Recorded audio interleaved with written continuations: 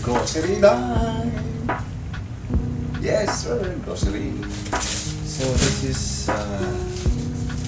26 dirhams or 402 in peso. So let's see guys kung affordable pa nga ba. Divide par 2. Ito, corn flour. Corn flour, mamaya ko na sabihin yung price ha. Corn flour, tofu.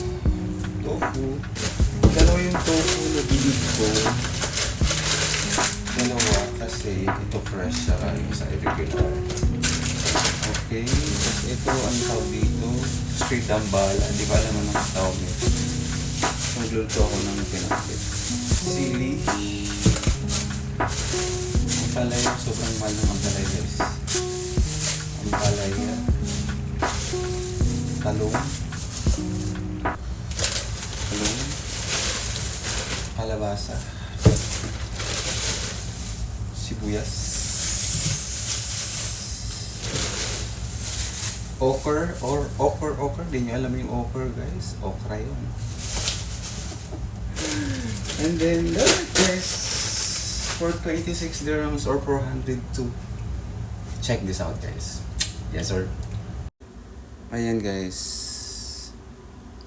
yan, tingnan nyo guys ha. Kayo na humusga guys kung mahal ba or mura pa ba. 402 in peso, 26 dirhams. 26 dirhams. Ayan guys. So yan lang yung update natin guys for our groceries. Dubai edition.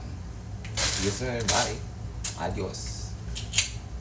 Magluluto tayo ng pinakbit guys. So hindi ko na ipapakita yun guys kasi pinakbit lang yun. See you next time. Adios.